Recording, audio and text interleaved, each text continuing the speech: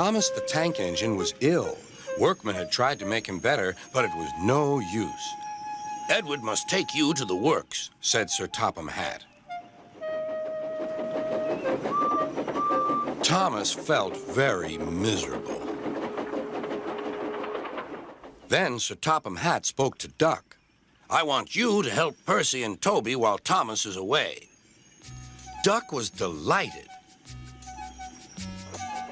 He already knew Percy and soon made friends with Toby and Bertie. Terence the tractor gave him a big welcome, too. "Take care of Thomas's coaches," he advised. "He's sure to miss them while he's away."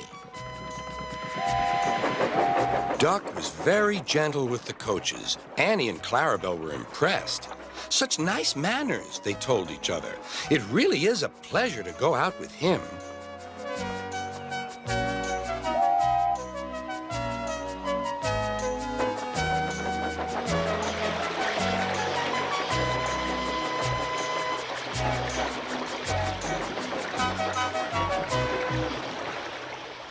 When Thomas came back, Annie and Clarabelle told him how well Duck had managed.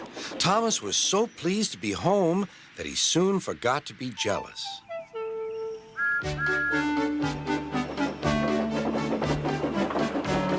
The works had left Thomas's handbrake very stiff. It made his brakes seem as if they were on, when in fact they were not.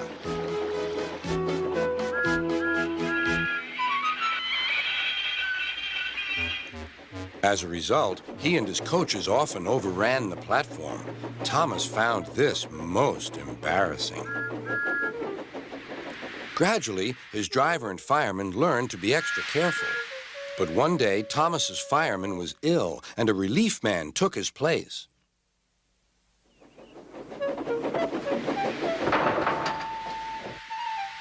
The fireman had fastened the coupling and joined the driver and station master on the platform to wait for Henry's passengers. The fireman had forgotten all about Thomas's handbrake. Thomas simmered happily. Not long now, he thought, as he saw Henry slowly approaching. But Thomas's brakes were not on. And suddenly, he felt his wheels begin to move. He tried to stop, but he couldn't, without his driver and fireman. He tried to whistle a warning, but he couldn't do that either. The conductor, driver, fireman, and passengers were all stranded on the platform. "Stop, stop!" shrieked Annie and Clarabelle, but Thomas, with plenty of steam, kept on going.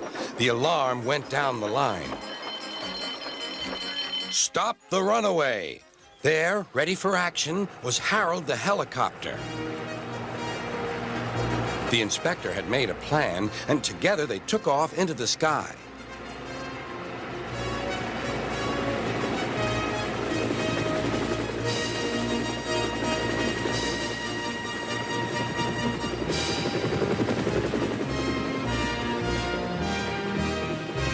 At last, Thomas was tiring. "I need to stop! I need to stop!" he panted wearily. As they neared the next station, Thomas saw Harold land.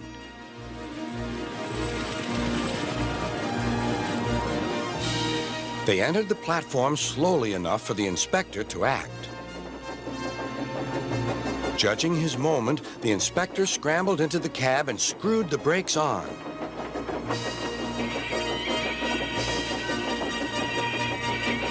At last, Thomas stopped. Both he and the inspector were very relieved.